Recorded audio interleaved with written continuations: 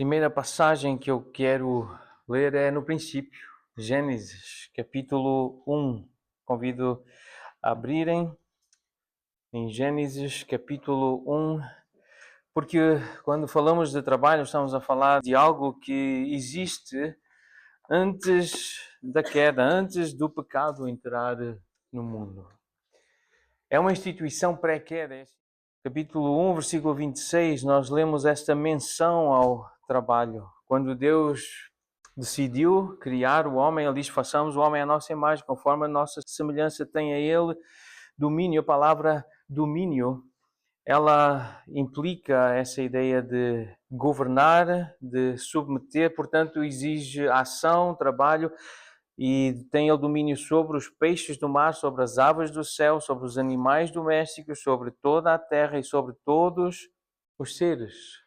Então essa é a imagem que nós temos. Liderar, dominar, dar trabalho. Essa é a imagem, e isto aconteceu não por causa do pecado, então é importante lembrar disto. Mais alguns versículos importantes, mais à frente do versículo 28, tem de novo agora o Senhor a falar com o ser humano. Deus os abençoe e disse, sede fecundos, multiplicai-vos, enchei a terra, sujeitai-a ou dominai. Dois verbos aqui, a ideia de até forçar, de manter dominado, exercer força. Isto antes de qualquer maldição, antes do pecado, já existe esta ideia de um esforço, de uma execução, de algo ativo e até que envolve bastante energia. Este é um verbo que transmite a ideia de grande energia.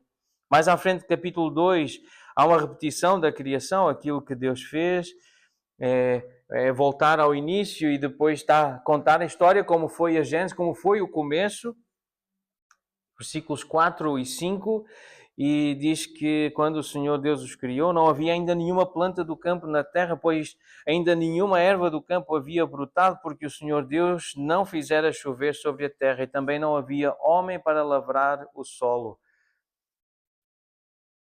Então a ideia é que era necessário alguém para trabalhar, lavrar o solo. E a ideia é servir, é labutar. É uma das traduções deste verbo hebraico, labutar.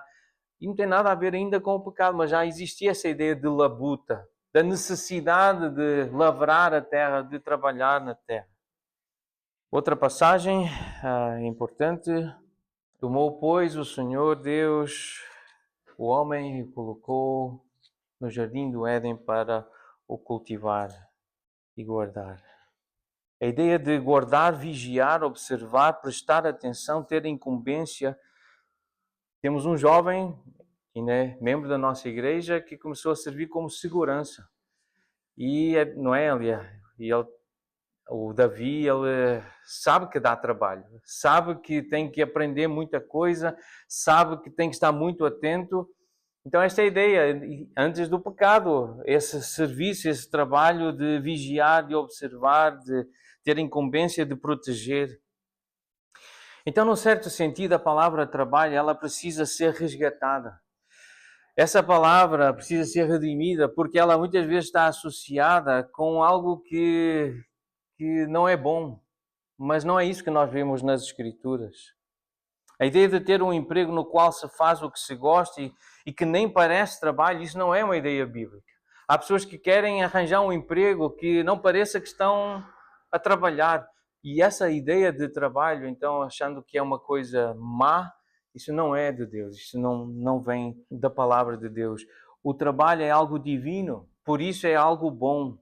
Em João capítulo 5, versículo 17, nós lemos Jesus a falar e ele a dizer, o meu Pai trabalha até agora e eu trabalho também. Deus trabalha, o Senhor Jesus trabalha. Uma passagem muito especial em Neemias. Se quiserem ir anotando estas passagens, ou abrir a Bíblia e acompanhar e sublinhar, se for o vosso hábito. Neemias capítulo 6, versículo 3. Neemias foi contactado, foi convocado para ter uma reunião, uma conversa, mas ele sabia que havia gente que resistia ao plano que ele tinha, que resistia ao trabalho que ele queria fazer, queriam distraí-lo, até prejudicá-lo, na verdade queriam era acabar com ele e matá-lo. Mas esta expressão que aparece quando ele diz, eu estou fazendo grande obra, de modo que não poderei descer para ter essa conversa, essa reunião. Ele sabia também que era uma armadilha, mas esta ideia que ele diz, porque cessaria eu a obra e iria ter convosco, porque esta é uma grande obra. E qual era a grande obra que ele estava a fazer?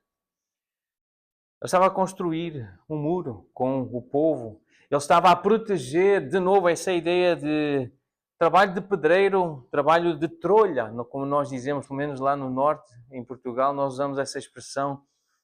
É um trabalho nas obras. Era o que Neemias estava a fazer. Também estavam a segurar, a proteger, a ideia de ser como um soldado, um polícia, um guarda com armas. De novo, trabalhos simples, mas Neemias chama de grande obra. Então há trabalhos simples realmente que podem ser considerados uma grande obra. Um pastor da Escócia, o nome dele é Horatius Bonar, viveu no século XIX, início do século XIX, esta história, e ele estava desanimado, ele estava deprimido com o trabalho dele como pastor. Ele não estava a ver o fruto, o resultado do trabalho como ele gostaria que acontecesse. Então ele estava a caminhar numa rua e viu 3 homens a trabalhar num lugar fundo, num poço, um buraco, e sujo, um lugar sujo com muita terra, muito pó. E ele viu os 3 homens a alguma distância uns dos outros e falou com o primeiro e perguntou: olha, posso falar consigo? Gosta do que está a fazer? Gosta do seu trabalho? E ele disse, não, eu não gosto.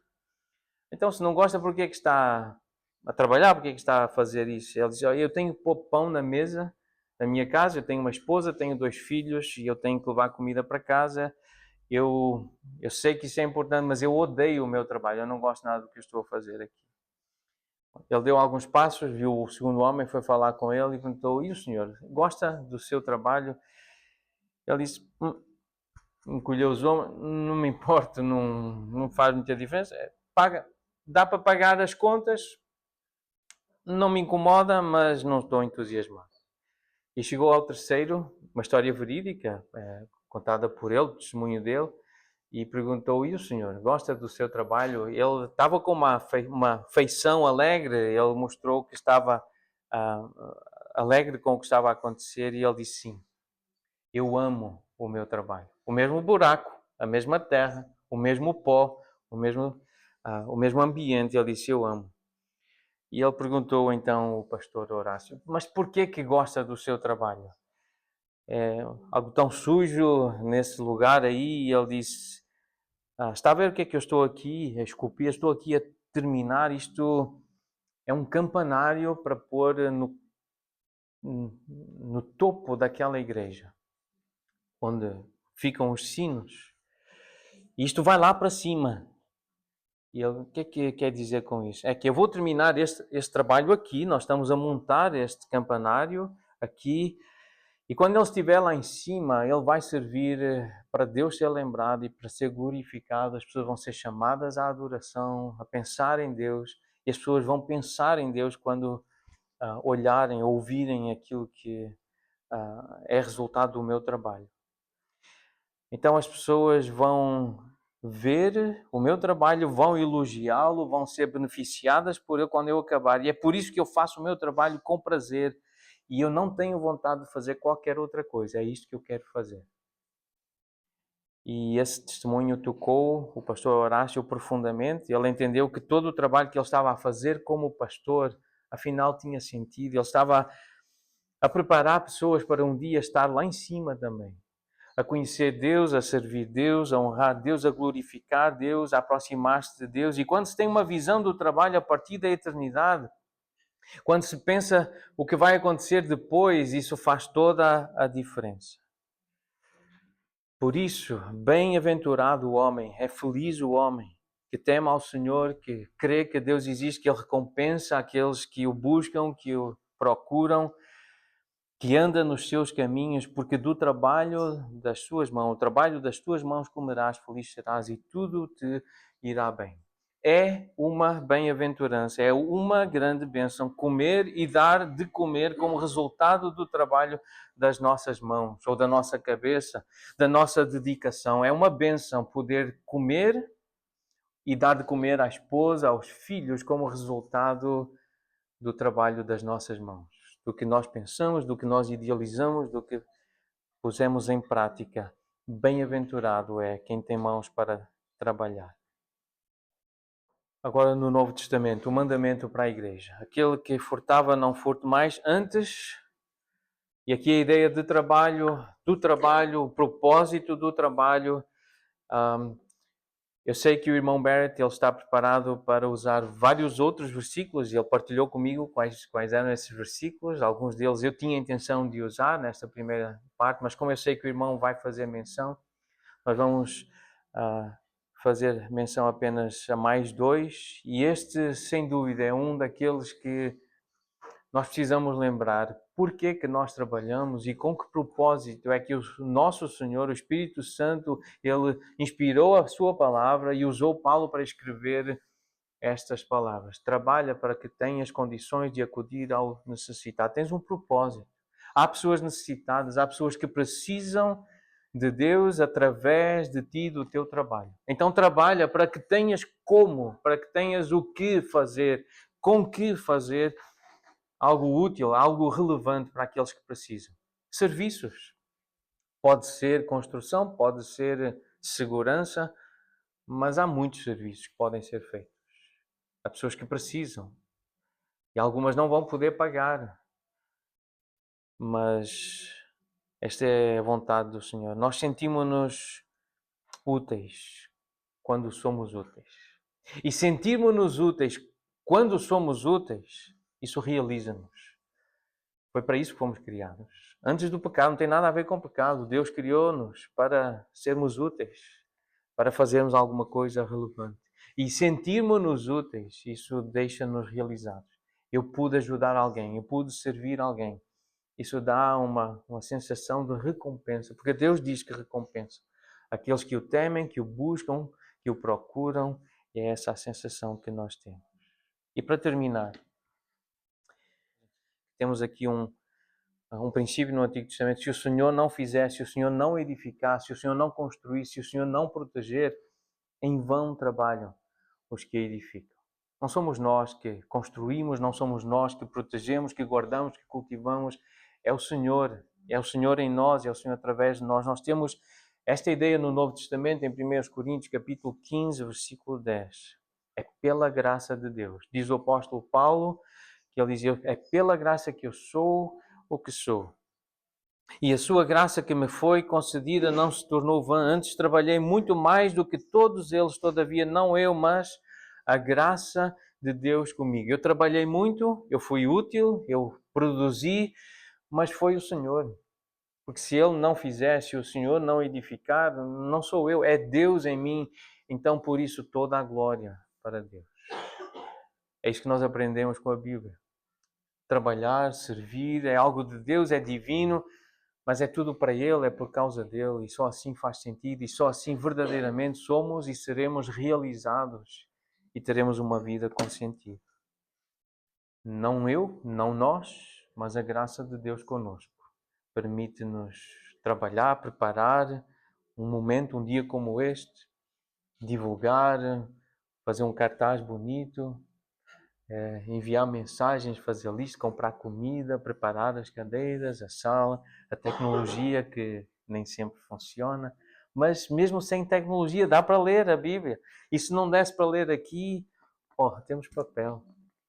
E melhor ainda do que o papel é quando ela está cá dentro. Ela entra e fica e nós lembramos: é a graça de Deus comigo. É a força de Deus, é a sua eficácia em mim, por isso eu posso trabalhar, posso ser útil e posso viver para a glória de Deus. E dizer: eu não quero fazer outra coisa, é isso que eu quero fazer. Seja a construir, seja a proteger, a lavrar a terra, trabalhos simples, mas podem ser uma grande obra para o nosso Deus.